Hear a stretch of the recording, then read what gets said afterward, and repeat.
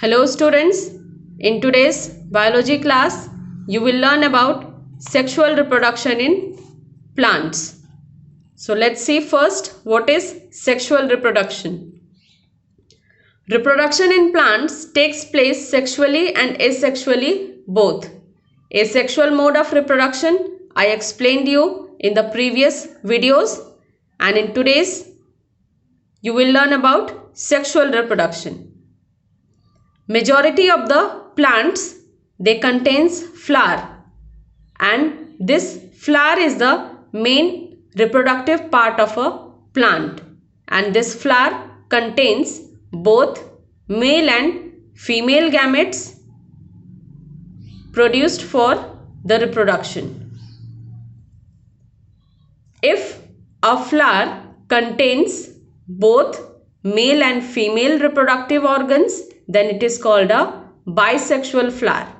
And if a flower contains either male part or either female part, means if a flower contains only one reproductive organ, then it is called as unisexual flower.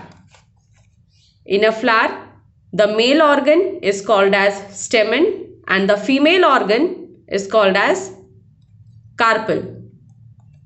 So let's see about the different parts. A flower has four main parts. The first one, calyx; second, corolla; third one, androecium, that is the male part; and the last one, gynoecium, that is the female part.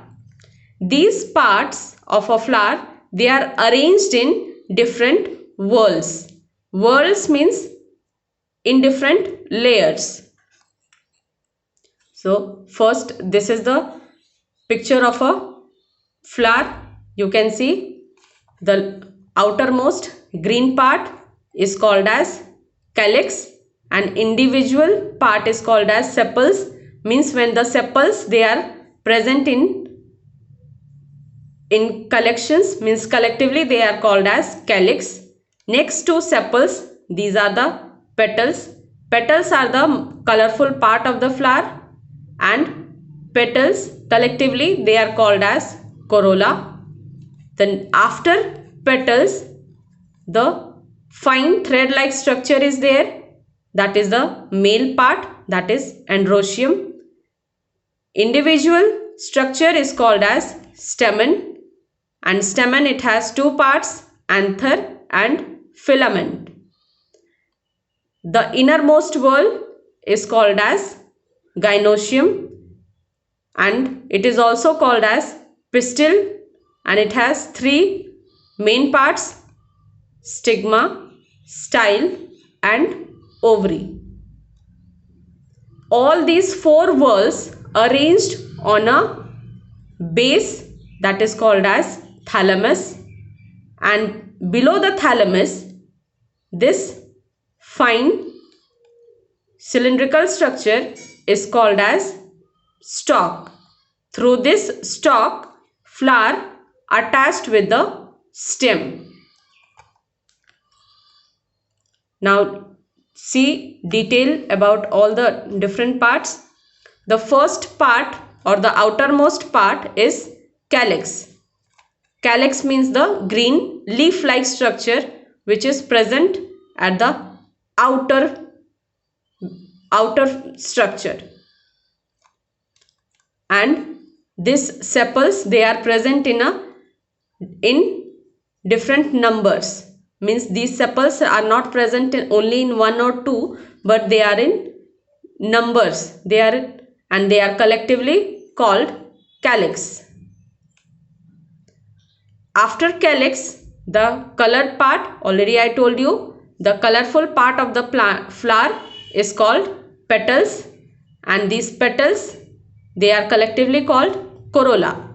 Means a single unit of corolla is called as petal, and when petals, they are present in numbers, they are called as corolla.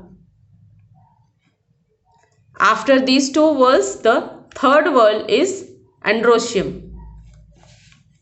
You can see this filamentous structure is called as androecium, and this is This structure, thread-like structure, is called as stamen, and rhoscium is also called as stamen, and it has two main parts, anther, which is broad and sac-like, and the below anther there is filamentous long thread-like structure called filament. Through this filament, stamen is attached with the flower. After androecium, the last whorl or the innermost whorl is the gynoecium. Gynoecium is the female part, and it is also called as pistil. And this pistil, it is made up of, means individual structure is called as carpel,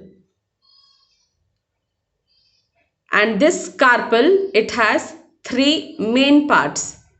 The broad part is called as stigma, the long cylindrical neck is called style, and at the base swollen structure is called as ovary, and inside the ovary ovules are arranged, which later produces seeds. So this is the structure of a flower. Next, homework. Define sexual reproduction in plants. Question number 2. Explain main parts of flower with the help of a diagram. And for the detail, students, just go through your textbook and after that answer these questions. Thank you.